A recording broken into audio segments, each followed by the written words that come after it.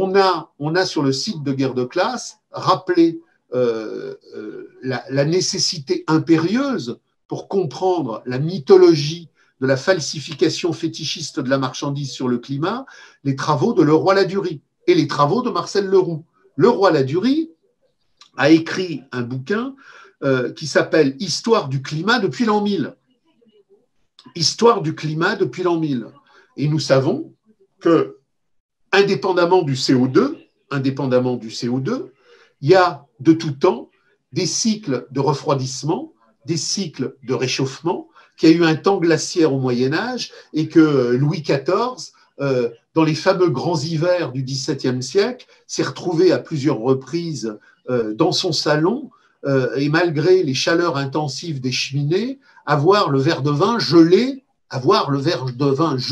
sur la table du château de Versailles. Donc nous savons que dans les temps longs cosmiques, avec le mouvement des planètes, avec les inclinaisons, avec les processus globaux de l'énergie mondiale qui positionnent le devenir cosmique, il y a des temps chauds, il y a des temps froids, il y a des refroidissements, il y a des réchauffements. Alors ça, nous le savons dans la longue histoire. Marx et Engels nous en ont parlé, et on a le travail précis aux archives de Leroy-Ladurie sur une très longue durée, puisque c'est de l'an 1000 à aujourd'hui. Et on a quelqu'un, alors on réédite la critique de la société de l'indistinction, qui à l'époque, au moment où le mythe réchauffiste commençait à s'organiser en vaste délire spectaculaire, parlait de Marcel Leroux. Marcel Leroux, il est mort en 2008. C'est l'année de sortie du bouquin Critique de la société de l'indistinction.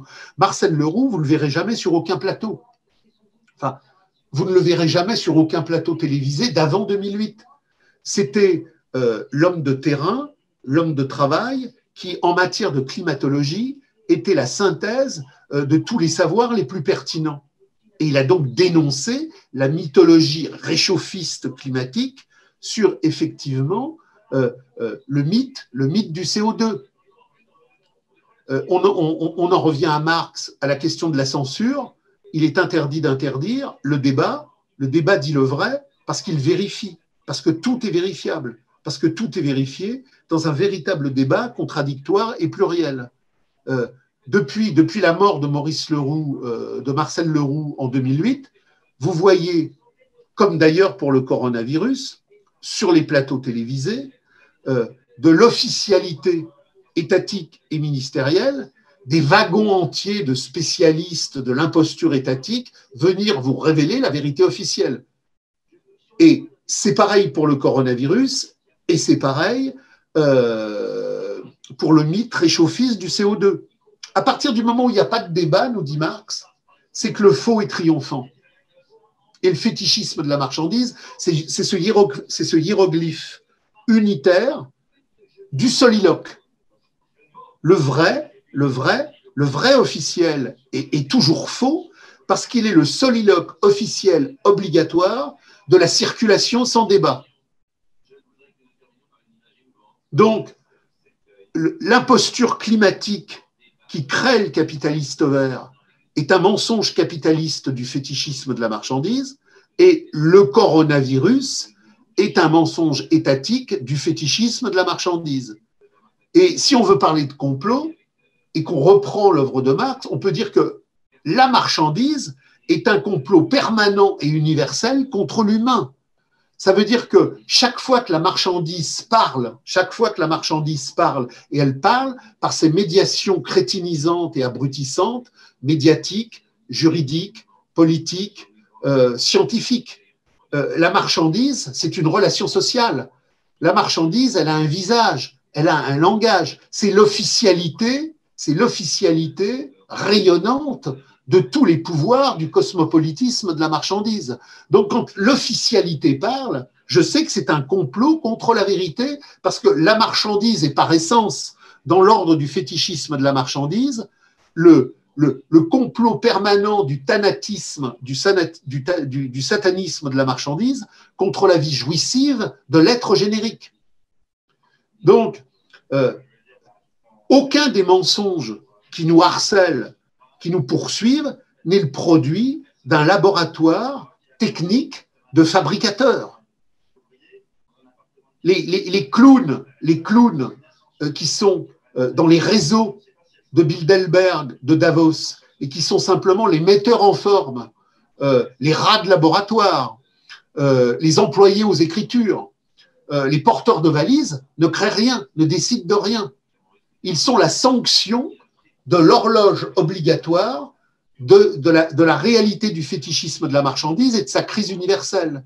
Donc le mensonge écologique et le mensonge du coronavirus sont l'expression immanente du fétichisme de la marchandise qui est entré en crise terminale et qui ne peut essayer, dans cette crise terminale agitée, où il va essayer une restructuration supérieure, de nous enfermer dans une multitude de fétiches, dans une multitude d'aliénations, où effectivement tout va être du prix, tromperie et organisation fallacieuse. Et alors, on en reparlera tout à l'heure, quelque chose de très symptomatique dans le spectacle de la marchandise, le débat Zemmour-Mélenchon. Alors, on va le recadrer après plus en détail dans la compréhension des architectures du hiéroglyphe de la crise du capital, mais vous remarquerez que Zemmour et Mélenchon sont les propagateurs de ces deux mythologies essentielles du fétichisme de la marchandise. Le coronavirus existe comme une vérité de véritable danger et la réalité du CO2 est terrible, la mer va monter. C'est-à-dire que l'écologisme officiel du capital n'enclenche évidemment pas un combat contre la destruction de l'humus, contre les pesticides, contre les fongicides, contre les véritables réalités de pollution. C'est-à-dire que Marx, dans le Capital, nous dit « le capital tue la terre, le capital tue l'homme, le capital tue l'air, le capital tue tout l'écosystème de ce qui est l'humain ». Mais les écolos, non seulement ne s'affrontent pas à cette réalité-là, mais ils vont produire, à travers les éoliennes, des bétonnages intensifs, des pollutions gigantesques en champs électromagnétiques. Quant à la voiture électrique, en termes de retraitement, ça va devenir 10 000 fois pire que les centrales nucléaires. Donc, non seulement le capitalisme vert n'est pas un capitalisme propre, réformiste, qui n'irait pas assez loin, c'est une imposture fétichiste qui est encore plus destructrice que les phases antérieures du capitalisme. L'écolo-boboïsme du capitalisme vert, c'est une pollution de destruction intensive gigantesque. Aujourd'hui, dans la baie de Saint-Brieuc, on est en train d'implanter un camp de concentration d'éoliennes qui va détruire les poissons, les coquilles Saint-Jacques, tous les écosystèmes. Vous avez plein de bouquins empiriques sur le scandale des éoliennes, les fausses factures, les milieux politiques, les corruptions, les mafias financières, les mafias commerciales. C'est-à-dire que le capitalisme vert est le moment où la mafia étatique du fétichisme de la marchandise entre dans un concentré d'accélération intensive comme on ne l'a jamais vécu. C'est le capitalisme le plus pourri qui va avoir lieu. Mais il construit une mythologie pour écarter précisément les véritables enjeux et les véritables perceptions. Et c'est pareil pour le coronavirus. Donc, le mythe du capitalisme vert, le mythe du coronavirus, ce sont les deux mythes devant lesquels Zemmour et Mélenchon se sont agenouillés. Aucune remise en cause de la tyrannie sanitaire de la crise du capital, aucune remise en cause de la tyrannie du mensonge, du CO2 réchauffiste, de la tyrannie capitaliste. Donc, c'est précisément parce qu'il y a cette collusion autour du diktat de la marchandise mondiale qu'après, alors on y reviendra, on va nous engager sur le terrain d'une lutte de civilisation pour refonder la raison marchande.